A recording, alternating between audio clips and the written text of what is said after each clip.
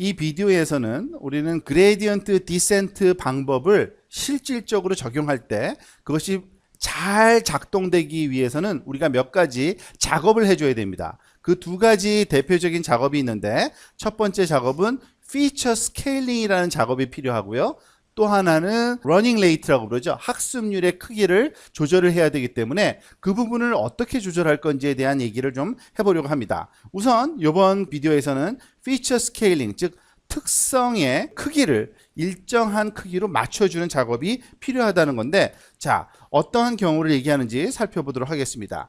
기본적인 아이디어는 이렇습니다. 피처 스케일링, 우리가 피처라고 하면은 주어진 하이퍼세시스 상에서 h of x는 세타 0 더하기 세타 1 x 이렇게 할 때 이 x가 바로 우리 피처라고 부른다 그랬죠. 특징, 입력 값이요. 그죠? 근데 이것을 스케일링 한다는 건 뭐냐면 make sure features are on a similar scale. 이 x 값이 여러 개의 값이 들어올 수가 있죠. 즉 다별량이 아니라 다별량 문제를 풀게 되면 어떻게 된다 그랬죠? 세타 0 더하기 세타 1 x1 더하기 세타 2 x2 더하기 해가지고, 그러니까 n개의 별량으로 우리가 문제를 풀고 싶으면 세타 n xn, 즉 n개의 서로 다른 특성들을 가지고서 작업을 하는 경우를 얘기하는 겁니다. 그럴 때 특징들의 크기가, 즉 그 수치적인 크기가 크게 차이가 날 때가 있어요. 예를 들어서 우리가 집의 가격을 예측하는 문제에서 집의 특징 중에 하나로 사이즈, 집의 넓이를 하나 x1이라고 본다면, 보통 이런 x1이라고 주어지는 집의 넓이 사이즈는 수치적으로 봤을 때 작게는 0은 없겠지만은요, 그죠? 몇백부터 시작해서 예를 들어서 한 2000 스퀘어피트까지의 크기 값을 가질 수 있고요.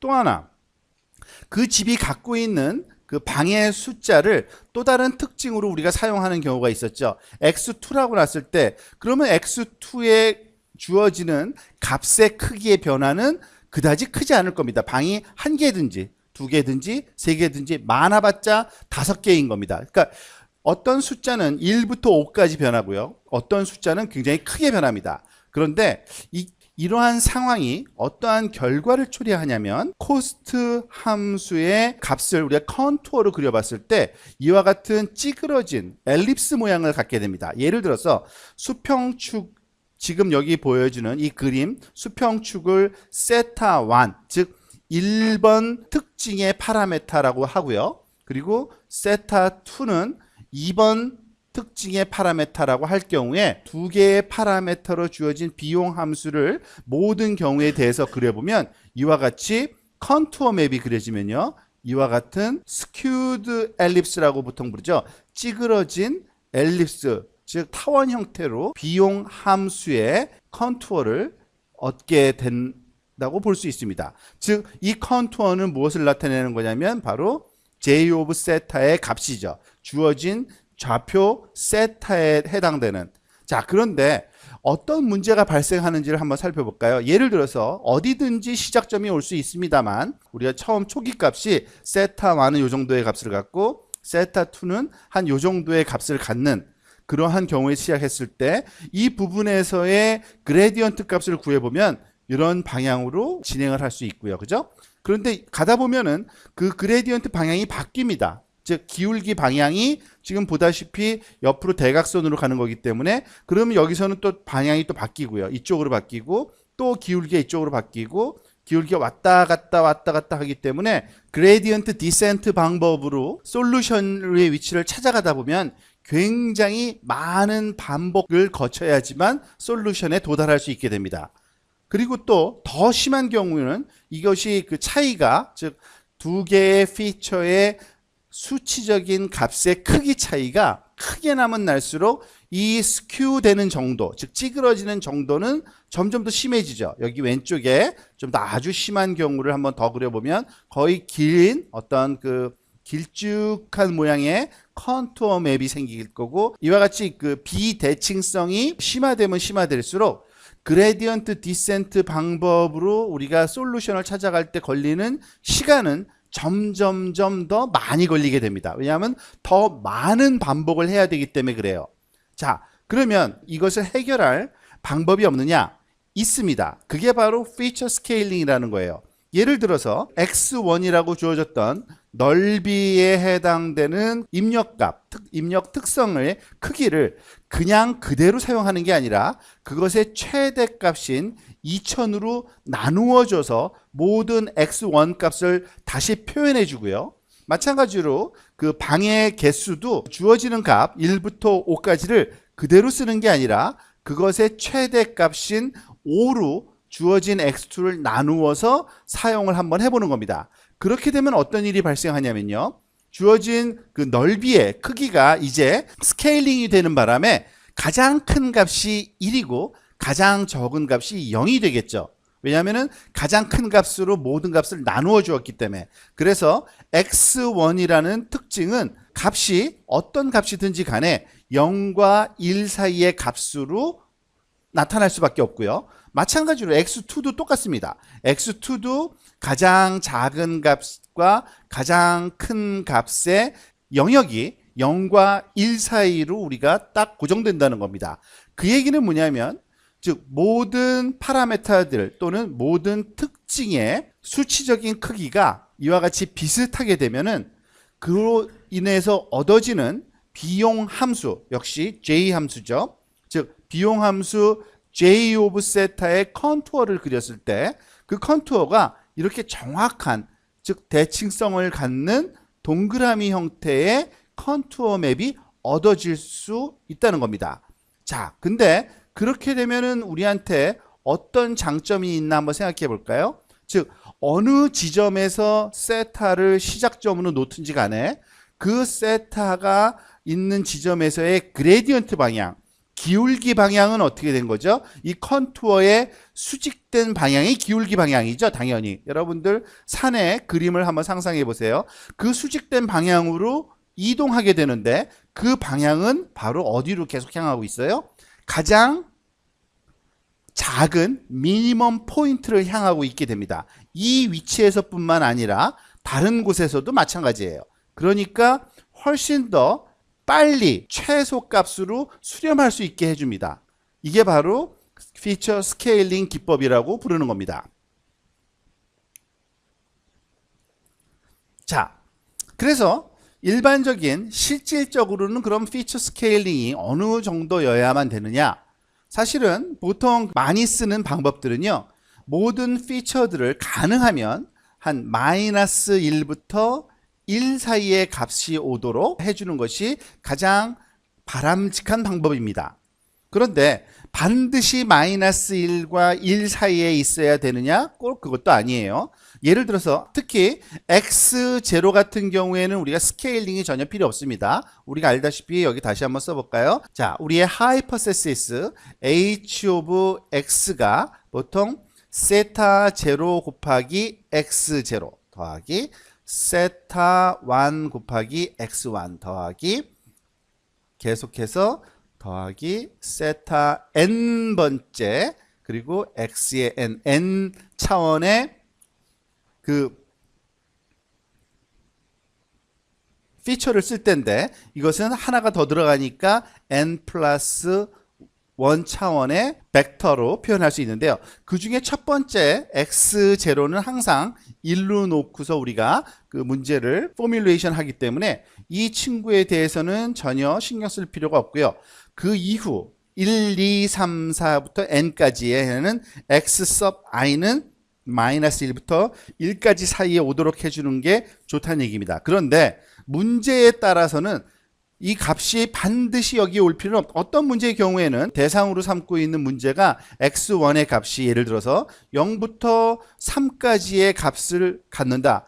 큰 차이가 없으니까 이 정도는 별로 문제가 되지 않는다는 얘기입니다. 써도 괜찮다는 얘기고요. 그리고 또 어떤 두 번째 특징을 골라봤더니 얘는 가장 작은 값이 마이너스 2고 가장 큰 값은 한 0.5까지 된다. 이것도 뭐 그렇게 큰 차이는 없잖아요. 1과 마이너스 1로 구견을 봤을 때는. 그러니까 이 정도는 쓸 수 있다는 얘기입니다. 하지만 어떤 또 다른 특징을 우리가 골라냈더니 얘는 마이너스 100부터 시작해서 플러스 100까지에 이르는 이러한 그 영역이다. 그러면은 거의 스케일이 100에 해당되니까 이거는 너무 크니까 이거는 스케일링 대상이란 얘기입니다. 그냥 쓸 수는 없는 거죠. 또 너무 작은 경우도 있습니다. 예를 들어서 어떤 특징 X4를 우리가 골라냈는데 그 특징의 수치적인 값은 0.0001 마이너스부터 그리고 플러스 0.0001까지 해당되는 값이다. 그러면 너무 작기 때문에 얘 또한 스케일링의 대상이라고 볼 수 있습니다. 자, 그래서 그러면 어느 값을 마이너스 1부터 1까지 반드시 해야 되지 않는다는 거는 이제 알았고요. 보통은 그 개인별로 차이는 있습니다만 뭐 크게는 마이너스 3부터 한 3까지 정도 이것도 별 문제 없이 써도 되고요. 그곳에 한 10분의 1 정도의 수준일 수 있는데 마이너스 한 3분의 1부터 시작해서 한 3분의 1까지 해당되는 뭐 이러한 레인지에 있는 값도 별로 문제 없이 사용할 수 있다는 얘기입니다. 그렇지만 기준을 마이너스 1부터 1까지 잡으면은 대충 우리가 레인지에 올 수 있도록만 맞춰주면 별 문제 없이 피처 스케일링을 했다고 가정하고 진행해도 된다는 얘기입니다.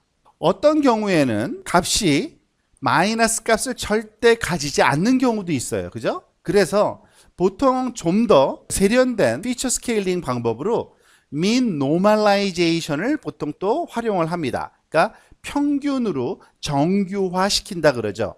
그 얘기는 뭐냐면 그 데이터 값을 그냥 스케일링 해주는 게 아니라 스케일링 하기 전에 모든 피처 replace x sub i, 그러니까 i번째 피처를 replace 하는데 뭘로 바꿔치기 하냐면 x sub i 마이너스 mu sub i. 보통 여기서 mu라는 기호는 평균 값을 표시하는 그 기호죠. 즉 i번째 피처들이 갖고 있는 평균 값을 빼주고 나서 그 스케일링 해주는 방법을 쓰면은 좀 더 일관성 있는 피처 크기의 레인지를 가질 수 있게 됩니다. 자, 그렇게 되면 어떻게 돼요? 무슨 값이든지 간에 그 값의 평균 값을 빼주게 되면은 그 값들은 새로운 평균 값이 뭐가 되죠? 0일 수밖에 없죠. 그죠? 그래서 결국에 우리가 원하는 거는 평균적으로 제로 값의 평균을 갖는 데이터를 만들어주고 싶다는 얘기입니다. 물론 이것도 x0의 특성에는 해당 안 됩니다. 그거는 값이 1로 컨스턴트 값이 상수 값이니까 우리가 고려 대상은 아니고요. 예를 들면 아까 봤던 첫 번째 예를 들었던 그 집의 사이즈 x1을 집의 사이즈였을 때 그 사이즈를 mean normalization과 스케일링을 해주는 수식을 보면 이런 식이 가장 바람직하다고 볼 수 있습니다. 예를 들어서 우리가 데이터를 다 보진 않았으니까 그 데이터를 살펴봤더니 평균 사이즈가 한 1000 정도였다. 그러면 어떻게 해요? 원래의 모든 사이즈를 돌아다니면서 빼기 1000, 평균 값이죠. 평균 값을 빼주고 그 다음에 전체 레인지 가장 작은 값부터 가장 큰 값에 해당되는 2000으로 나누어 주게 되면은 어떻게 됩니까? 그 값은 마이너스 0.5부터 0.5 사이의 값으로 그 피처가 스케일링이 되는 거죠. 그죠? 그리고 또 집 그 안에 있는 방의 개수를 x2라고 우리가 놨는데, 즉 x2를 number of bedroom이라고 할 때, 그리고 계산을 해봤더니 평균적으로 주어진 데이터의 평균적인 방의 개수가 2개다. 그러면 2로 빼주고 그 다음에 전체 맥시멈 개수로 나누어주면, 사실 여기서는 반드시 5로 나누어줄 필요는 없고요. 사실은 4가 더 적당할 수도 있어요. 방이 한 개도 없는 경우는 없잖아요. 그죠?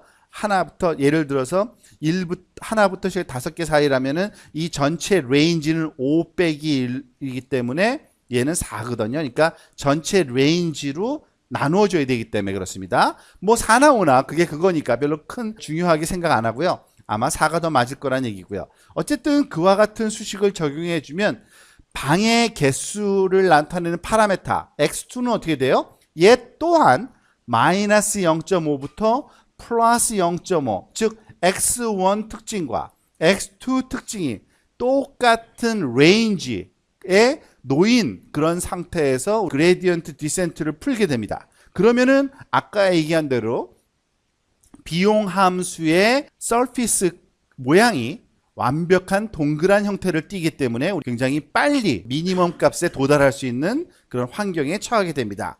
그래서 좀 더 일반적으로 수식화해서 설명하면은 x1, 보통 x1의 값은 어떤 실제 값으로 바꿔치기 하냐면 실제 x1 빼기 mu1, 여기서 mu1이라는 거는 아까 얘기했듯이 average value라고 볼 수 있고요. 평균 값이죠. 즉 누구의 x1들의 평균 값입니다.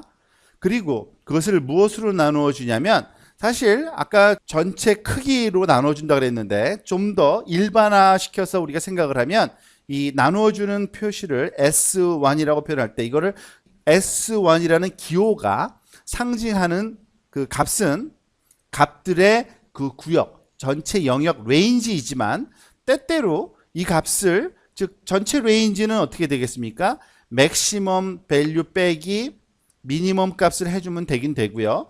이 값 대신에 좀 더 통계학적으로 의미 있는 값인 스탠다드 디비에이션이 이 레인지에 사용되기도 합니다.